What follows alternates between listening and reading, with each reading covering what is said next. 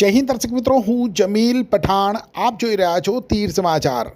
વાત કરીશું છોટાઉદેપુર જિલ્લાના નસવાડી તાલુકાની વિદ્યાર્થિનીને ન્યાય મળ્યો છે તેની, અને આ ન્યાય અપાવવા મહત્વની ભૂમિકા ભજવી છે મીડિયા માધ્યમોએ. રાજ્યના શિક્ષણ મંત્રીએ વિદ્યાર્થિનીને બોલાવી તેનું સન્માન કરવાની સાથે ન્યાય આપ્યો છે. જી હા, અમે વાત કરી રહ્યા છીએ છોટાઉદેપુર જિલ્લાના નસવાડીની એક દીકરી અંશિકા પરમારની. નસવાડી એસપી સોલંકી વિદ્યાલયમાં અભ્યાસ કરતી વિદ્યાર્થિની અંશિકા પરમારે ધોરણ 10ની બોર્ડની પરીક્ષા આપી હોવા છતાં તેને ગેરહાજર દર્શાવવામાં આવી અને તેના પરિણામમાં AO સાથે 0 માર્ક્સ દર્શાવાયા.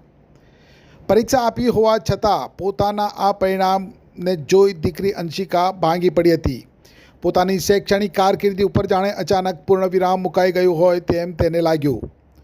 સ્થાનિક મીડિયાકર્મીઓને ખબર પડતા તેમણે આ બાબતને પોતાના સમાચાર માધ્યમોમાં ઉજાગર કરી અને જોતામાં તો ગુજરાત આખાના તમામ સમાચાર માધ્યમોએ પણ રાજ્યના શિક્ષણ વિભાગ અને રાજ્ય સરકાર ઉપર અનેક કટાક્ષ સાથે આ ઘટનાને રજૂ કરી.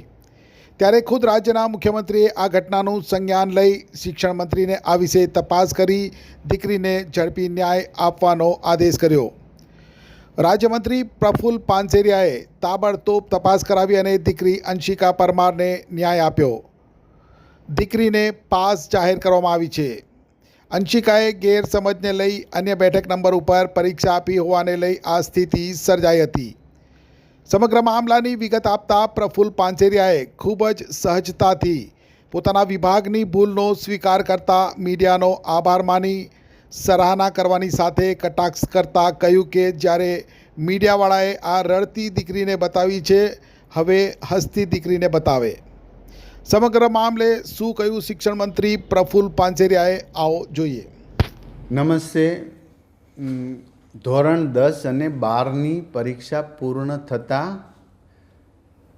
10મા ધોરણના રિઝલ્ટમાં દીકરી ઊભી છે બાજુમાં. એમનું નામ છે અંકિશાબેન. તેઓ એસબી સોલંકી નંસાડી સ્કૂલમાં ભણી રહ્યા છે. એમને પરીક્ષા આપી, પરંતુ પરીક્ષા આપવા જતી વખતે એ બીજા નંબર પર બેસી ગયા અને એ રોલ નંબર એમણે એ લખી નાખ્યો જ્યાં ગેરહાજર સ્ટુડન્ટ્સ હતો, અને આખી પરીક્ષા એમણે આપી દીધી. પરિણામ આવતા અંકિશાબેનના પરિણામ માર્કશીટ 0 આવી. આ વાત મેં અમારા ધ્યાને આવી અને આદરણીય CM સાહેબના ધ્યાને પણ આવી.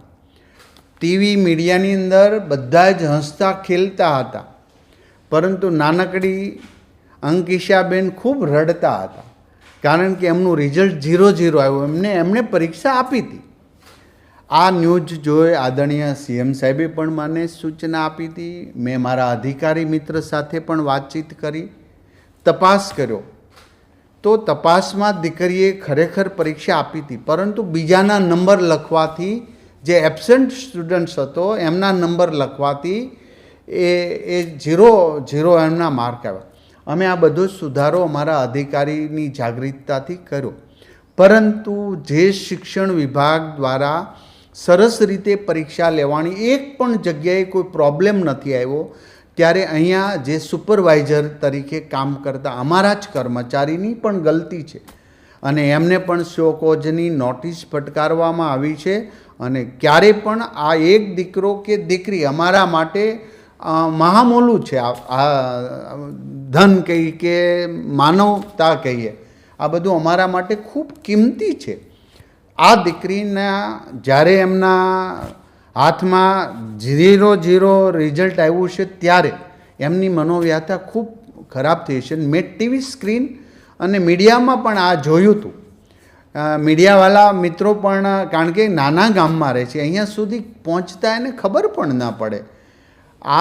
આ સમયે મીડિયાના પણ ખૂબ પોઝિટિવ રોલ રહ્યો.